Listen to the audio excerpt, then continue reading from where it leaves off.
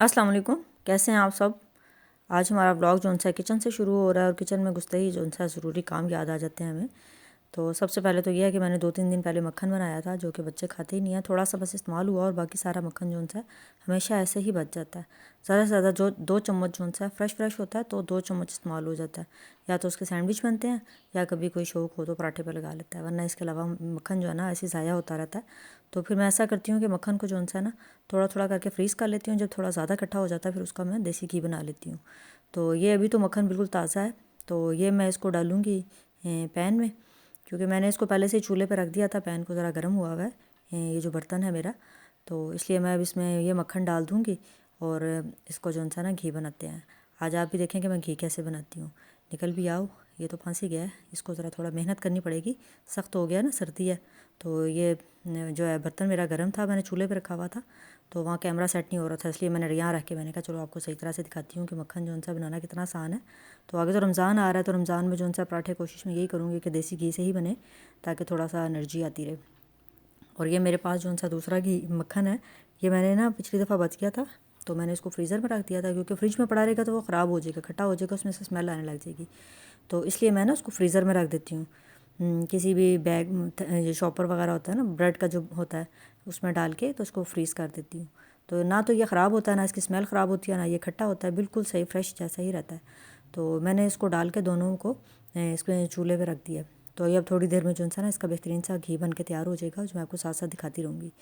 तो मैं कोशिश कर रही हूँ कि जो फ्रीज़ हुआ हुआ है इसको नीचे की तरफ कर दूँ, ताकि ये जो है जल्दी मेल्ट हो जाए, क्योंकि वो ज़्यादा सख्त है। और दूसरा ये जो गोल वाला है, ये तो मैंने अभी फ्रिज से निकाला है, ये इतना ज़्यादा सख्त नहीं है। जो फ्रीज़ है वो ज़्यादा सख्त है, इसलिए उसको मैं नीचे की तरफ कर देती हूँ और ये दूसरा ऊपर रख के तो इसको मैं पकने के लिए रख देती हूँ। ये कम से कम 10 से 15 मिनट लगेंगे और मेरा जो है मक्खन का देसी घी बन जाएगा। तो इतनी देर इसका इंतज़ार करना था, मैंने कहा चलो साथ साथ किचन भी साफ़ करते रहते हैं। ये एक काम कर रहे हो ना, साथ ही दूसरा काम भी करते जाते हैं, इससे काम बहुत आसान हो जाता है और काम जल्दी भी हो जाता है। तो ये मैंने किचन में एक स्टैंड लगाया हुआ है जिसके ऊपर रोल लगा हुआ है, टिशू रोल, और ये इसके ऊपर मैंने छोटे छोटे डेकोरेशन रखे हुए हैं। ये छोटा सा मेरे पास बड़ा प्यारा सा था डेकोरेशन बना हुआ है, तो इसके अंदर मैं ना ये छोटी छोटी चुटकियाँ सी होती हैं ये लगा देती हूँ। बाज़ दफ़ा होता है कोई पैकेट आप खोलते हैं तो उसको बंद करने के लिए ये काम आ जाती है। किसी भी मतलब दाल का पैकेट या किसी चीज़ का, बच्चे लेज़ वगैरह खा रहे होते हैं या कोई ऐसी चीज़ होती है, उसको बंद करने के लिए ना ये बड़ा अच्छा ऊपर छोटा सा लगा लेते हैं। तो ये मैं इसको पास ही रखती हूँ, क्योंकि ये इस्तेमाल होता रहता है और के साथ में हमने फ़िल्टर लगाया हुआ है। तो पानी जो सा है ना, हम कोशिश यही करते हैं कि फ़िल्टर करके इस्तेमाल करें। थोड़ा बहुत उसमें जो उनसे होते हैं रेत वगैरह के ज़रात होते हैं वो निकल जाते हैं। तो ये देखें फ़िल्टर, ये काफ़ी हो जाता है, तकरीबन 3 या 4 महीने ही गुजरता है, फिर इसके जो उनसे होते हैं ना वो चेंज करने पड़ते हैं। तो ये बर्तन धोने के लिए मैंने ग्लव्स रखे हुए थे। सर्दियों में जो है ना बर्तन धोना बहुत मुश्किल काम हो जाता है। ठंडा पानी जब हो ना, खासतौर पर जब गैस ना आ रही हो, पानी ठंडा हो, अल्हम्दुलिल्लाह हमारी तरफ गैस आती रहती है तो इतना फ़र्क नहीं पड़ता। तो ये मैंने सिंक के ऊपर ये स्टैंड लगाया हुआ है जिसमें छुरियाँ वगैरह और बड़े चमचे जो होते हैं वो साथ साथ इधर रख देती हूँ, फिर इस तरह मिक्स नहीं होते। दूसरे स्टैंड में छोटी चमचियाँ जो आम इस्तेमाल में होती हैं वो रखती हूँ, और इस साइड पर जो है ना बड़े चमचे रख देती हूँ। ये देखें जो मक्खन रखा है ना काफ़ी हद तक मेल्ट हो गया और ये पकना शुरू हो गया। अब इसका पकने का प्रोसेस जो है शुरू हो चुका है। इसको मैं चम्मच से साथ साथ हिला रही थी और साथ साथ मैं अपना किचन क्लीन करने लगी हूँ। आज ये देखें इसमें ना कितने सारे निशान बन जाते हैं।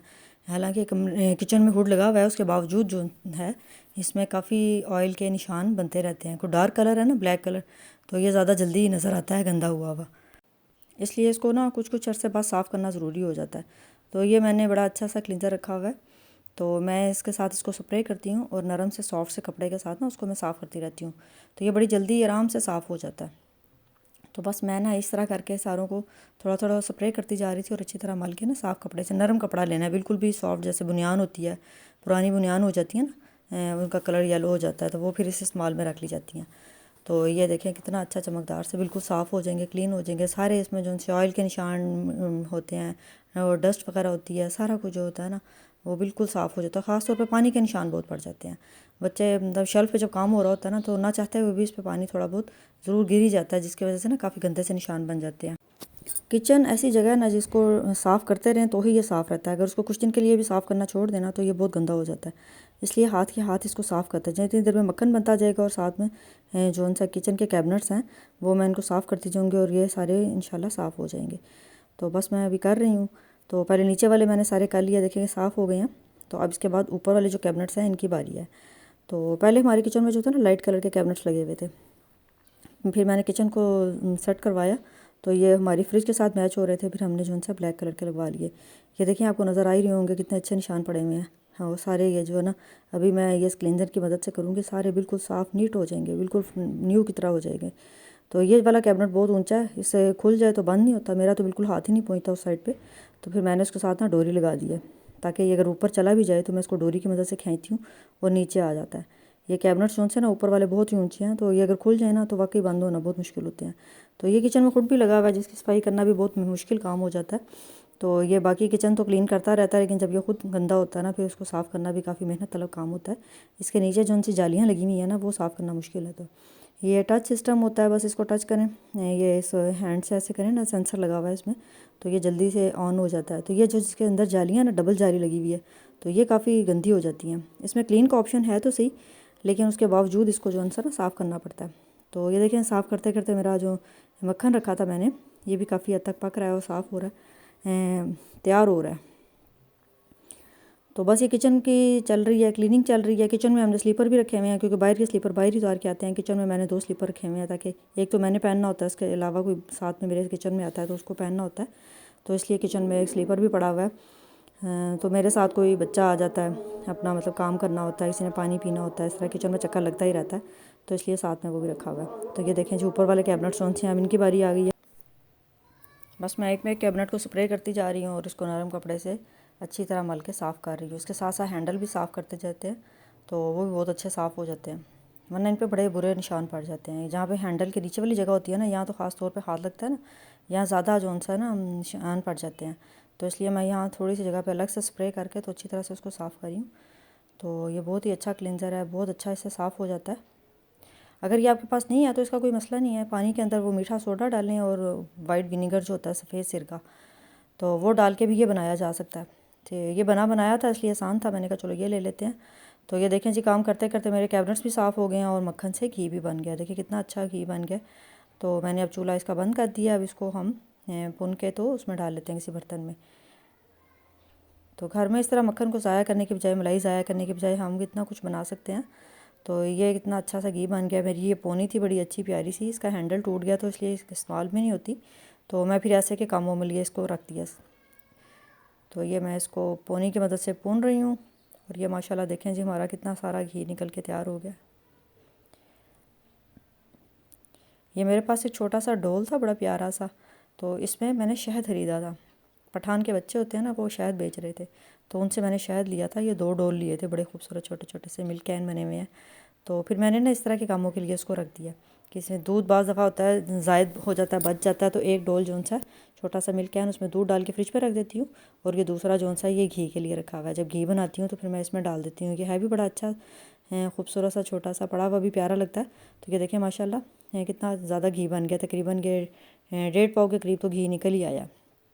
तब मैं इसको साइड पे रख देती हूँ खिड़की के पास, ताकि ये हवा से जो सा ना ठंडा होता जाए। मैं ढक्कन इसमें थोड़ा साइड पे ही रखूँगी ताकि इसमें जो सा ना अगर गरम गरम के ऊपर ढक्कन दे देंगे तो अंदर भाप बनेगी, तो वो ड्रॉप गिरेगा पानी का जो भाप का होता है ना, तो वो घी ख़राब हो जाता है। इस तरह मैं थोड़ा सा साइड पे रखूँगी ताकि घी जो सा बिल्कुल ठंडा सा हो जाए।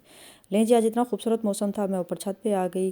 छत पे खूबसूरत बारिश हो रही थी और ठंडी ठंडी हवा चल रही थी और बादल जो से आ रहे थे और जा रहे थे और इतने खूबसूरत लग रहे थे। हमारे घर के करीब पहाड़ है ना, तो पहाड़ों से ये और ही खूबसूरत लगते हैं। पहाड़ों से तो बहुत ही खूबसूरती होती है। तो ये देखें बादल जो से ना बाज़ दफ़ा इस पहाड़ के ऊपर आ जाते हैं। कुछ अर्सा पहले बादल आए थे, वो पहाड़ के ऊपर आके बैठ गए थे, तो इतने खूबसूरत लग रहे थे। फिर आहिस्ता आहिस्ता थोड़ा थोड़ा करके ना वो उड़ गए।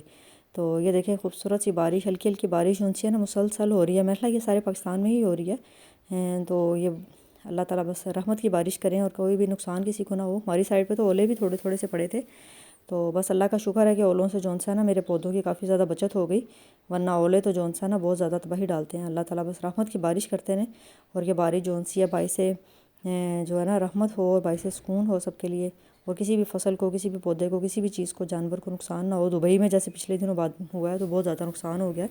अल्लाह ताला हम मुसलमानों को हमेशा अपने हिफ्ज़ व ईमान में रखें, सब लोगों को खैरियत से रखें। तो बस ये खूबसूरत सा ऊपर का मौसम था और बहुत ही मज़ा आ रहा था। इतनी ठंडी हवा थी जो थी, बहुत ही सुकून दे रही थी। तो ये मुसलसल बारिश जो सी हल्की हल्की हो रही है। हल्की हल्की बारिश होती है तो हल्का हल्का पानी आता है। तो बस ये बारिश के साथ ही एकदम जो सा धूप निकल आई और ही खूबसूरत मौसम हो गया। ये देखें कितनी खूबसूरत धूप निकल आई है। ये अल्लाह ताला की शान है और अल्लाह ताला की कुदरत है। और बारिश के धूप के साथ साथ बारिश भी हो रही है। ये देखें धूप भी है और बारिश भी होना शुरू हो गई है, दोनों काम चल रहे हैं। तो इसी दौरान जो सा ज़ाहिर बात है जब बारिश के बाद धूप निकलती है तो फिर आप लोगों को पता ही है ये रेनबो तो आती है। ये देखें कितनी खूबसूरत रेनबो, माशाल्लाह सुभान अल्लाह। ये है अल्लाह ताला की शान। इसको देख के तो ऐसे खुशी हो रही थी कि मैं आपको बता नहीं सकती। इतने खूबसूरत इसके कलर होते हैं रेनबो के कि दिल खुश हो जाता है। पहले खूबसूरत बारिश और हवा ने दिल खुश किया था और रेनबो देख के तो और ही दिल जो सा ना खुश हो गया। तो बस ये मैं रेनबो देख के नीचे आ रही थी। ये मेरी सबसे ऊपर वाली जो सी हैं सीढ़ियाँ, वहाँ मैंने ये मिनी प्लांट रखी है। ये वहाँ पे हवा और धूप लगती रहती है। बाज़ जब बारिश ज़ोर से आती है तो भी बारिश यहाँ तक आ जाती है। तो ये माशाल्लाह बहुत अच्छे से ग्रो कर रही है। तो बस फिर बारिश का मौसम हो और कुछ मज़े का ना हो तो ऐसा तो हो ही नहीं सकता। बहुत खा लिए पकौड़े समोसे और रोल वगैरह, चिप्स वगैरह। तो आज बनने लगे हैं जी डोनट्स। डोनट्स की रेसिपी बहुत ही आसान है। सबसे पहले आपने नीम गर्म दूध ले लेना है 1 कप। उसके अंदर मैंने 1 चम्मच भर के जो सा ईस्ट डाला है, जो खमीर मिलता है पैकेट वाला सैशे में मिलता है, 1 चम्मच भर के वो डाल दिया है। इसमें 1 चुटकी के करीब नमक डाल दिया है और इसके अंदर मैंने डाली है आधा कप चीनी डाली थी। ग्राइंड शुगर लेनी है, मोटी नहीं लेनी, ग्राइंड शुगर डाली है। और 1 अंडा डाल के ये सब चीज़ों को अच्छी तरह से मिक्स कर लेना है। इसको बहुत अच्छी तरह से मिक्स करना है, यहाँ तक मिक्स करते रहना है कि ये जो इसके अंदर हमने खमीर डाला है ना, इसका दाना जो सा बिल्कुल मेल्ट हो जाए और मिक्स हो जाए अच्छी तरह से। ये मैं तकरीबन 5 मिनट तक इसको मिक्स करती रही हूँ। इसका दाना काफ़ी हद तक जो सा मेल्ट हो गया। तो अब इसके अंदर 2 कप जो सा मैदा डाल देंगे। 1 कप नीम गर्म दूध, आधा कप चीनी और 2 कप मैदा और 1 चम्मच इसमें खमीर डाला है और थोड़ा सा नमक डाल देना है। बस ये चीज़ें हैं और ज़्यादा चीज़ें नहीं डालनी। अगर आपके बच्चे बहुत ज़्यादा मीठा पसंद करते हैं तो चीनी जो सी है आधा कप की बजाय 1 कप भी डाल सकते हैं। 1 कप दूध 1 कप चीनी। मैंने क्योंकि मैं घर में नॉर्मल चीनी मीठा पसंद करते हैं इसलिए आधा कप चीनी डाली थी। और इसके अंदर आधा कप ही ऑयल डाल देना है। ये सब चीज़ों को डालने के बाद अच्छी तरह इसको हाथ की मदद से गूँधना है, जैसे आटा गूँधते हैं ना नरम हाथों से, इस तरह अच्छी तरह गूँधना है। काफ़ी देर तक इसको गूँधते रहना है ताकि ये बड़ा अच्छा सॉफ्ट सा बन जाए। और फिर इसके ऊपर ऑयल लगा के इसको कवर करके रख देना है। किसी गर्म कपड़े से कवर करना है और काफ़ी देर तक इसको 1 घंटा कम से कम रेस्ट पे रख दें ताकि ये जो सा ना खमीर, इसकी वजह से आटा जो सा हमारा अच्छी तरह फूल जाए। तो ये देखें कितना अच्छा फूल गया, तैयार हो गया। तकरीबन ये अब सर्दियों का मौसम है ना तो आपको ज़्यादा टाइम रखना पड़ेगा। गर्मियों में 1 घंटा काफ़ी हो जाता है। सर्दी में मैंने ना इसको काफ़ी तकरीबन 3 घंटे के लिए रख दिया था। इतनी देर में मैं ऊपर चली गई थी, बारिश देखती रही और यह काफ़ी हद तक खमीर हो गया। तो अब मैं जो है इसको फैला लूँगी, बेल के ना बड़ा कर लूँगी इसको। जैसे हम आम नॉर्मल रोटी बेलते हैं इसी तरह इसको बेल लेंगे। इसको बहुत ज़्यादा बारीक नहीं करना, ज़रा मोटा ही रखना है क्योंकि हमने इसके डोनट्स बनाने हैं। ज़रा थोड़े से मोटे होंगे तो वो अच्छे बनेंगे, बारीक हो जाएंगे ना तो इतने अच्छे नहीं बनेंगे। तो एक आप ग्लास ले लीजिए, स्टील का ग्लास इसके लिए सबसे अच्छा रहेगा क्योंकि उसके किनारे ज़रा बारीक होते हैं। तो उससे ये बड़ी अच्छी देखिए कटिंग हो रही है। ग्लास को ऊपर रख के ना इसे राउंड राउंड करते जाएँ तो ये बिल्कुल खूबसूरत कटिंग उसकी हो जाती है। तो इसके अंदर जो सा कोई भी बोतल का ढक्कन ले लें। तो ये मैंने एक ले लिया जो बच्चों के होता है मिल्क पाउडर, उसके अंदर से जो चम्मच निकलता है ना उस साइड से कट करके ये मैंने उसका बना लिया। तो ये देखिए कितने खूबसूरत से हमारे डोनट बन के बिल्कुल रेडी हो गए हैं। सारे डोनट्स बेल के गोल बना के मैंने रख लिए हैं एक दफ़ा ही। अब ऑयल गर्म हो गया। ऑयल को मैं चेक करने के लिए पहले थोड़ा सा मैदा इसमें डाल लेती हूँ ताकि पता चल जाए कि ये सही गर्म हो गया या नहीं। तो बिल्कुल तैयार है, गर्म है। बहुत ज़्यादा गर्म इसको नहीं करना, तो नॉर्मल गर्म रखना है। अगर ज़्यादा गर्म करेंगे ना एकदम जल जाएंगे और अंदर से कच्चे रह जाएंगे। तो बहुत ज़्यादा गर्म नहीं करना जैसे पकौड़ों समोसों के लिए करते हैं, नॉर्मल रखना है। और इसके अंदर ये आप एक एक करके डालते जाएंगे। देखें जी कितने फूल फूल के ना ये मोटे होते जा रहे हैं। बस इनको थोड़ी से 2 मिनट एक साइड से पकाना है और इनको उल्टा देना है। ये बच्चों की तो फेवरेट चीज़ होती है डोनट्स। और बच्चे जब भी जितने भी कहीं बाहर जाते हैं ना डोनट्स तो लेना ज़रूरी होता है। और बच्चों को क्या बड़ों को भी बहुत पसंद है, मुझे खुद बहुत अच्छे लगते हैं। तो ये बहुत ही देखिए कितना खूबसूरत इनका गोल्डन कलर बन रहा है। तो बस एक एक करके इसको ऐसे आपने उल्टाते जाना है। बाज़ार से जो भी चीज़ लें ना बहुत एक्सपेंसिव मिलती है। तो कोशिश ये किया करें कि घर में हर चीज़ जो सी है ना जो हम बना सकते हैं वो तो बना के बच्चों को दे ही सकते हैं। तो इससे यह है कि ख़ुद भी ध्यान बंदा लगा रहता है। तो मुझे तो वैसे भी कुकिंग का बहुत शौक़ है, बहुत मज़ा आता है मुझे कुकिंग करने का। और ख़ास तौर पे जब अपने घर वालों के लिए आप करते हैं तो उसको बहुत ही प्यार से और ख़ुलूस से किया करें। तो इससे जो है ना खाने में बहुत मज़ा आता है। कोई भी चीज़ जो सी बेदिली से करेंगे ना तो उसका मज़ा बिल्कुल नहीं आएगा। जब प्यार से, खलूस से, मोहब्बत से बनाई जाती है ना तो उस चीज़ का बहुत ही अच्छा मज़ा आता है, जायका बहुत अच्छा हो जाता है। तो ये मैं इनको चॉकलेट मेल्ट कर लिया मैंने और इसमें मैं चॉकलेट लगा रही हूँ, एक एक करके लगाती जाऊँगी और फिर इसके ऊपर हम थोड़ा सा डेकोरेट करेंगे। मेरे पास वो कलरफुल स्प्रिंकल्स पड़े हुए हैं, वो मैं इसके ऊपर लगा दूँगी। अगर आप चाहें तो कोकोनट पाउडर भी लगा सकते हैं, बादाम क्रश करके भी लगा सकते हैं, जो चीज़ पसंद हो वो लगाई जा सकती है। तो बस ये मैंने कुछ जल्दी में दिखाने के लिए जो सा है कुछ दो में मैंने लगाया है स्प्रिंकल्स, स्प्रिंग कर दिए, और बाकी दो पे मैं बादाम बारीक क्रश करके वो लगा दूँगी। ये लीजिए, इस पे दो पे बादाम लगा दिया और दो पे स्प्रिंकल्स छिड़क दिए हैं। कितने अच्छे हमारे डोनट बन के तैयार हो गए। पसंद आए तो लाइक करें। अल्लाह हाफिज़।